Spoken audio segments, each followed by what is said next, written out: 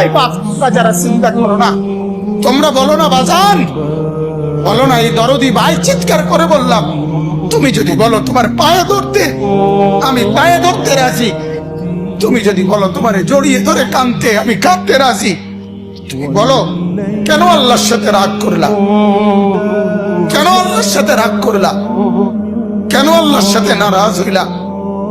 কেন সেজদা কপালে ছুটলো না?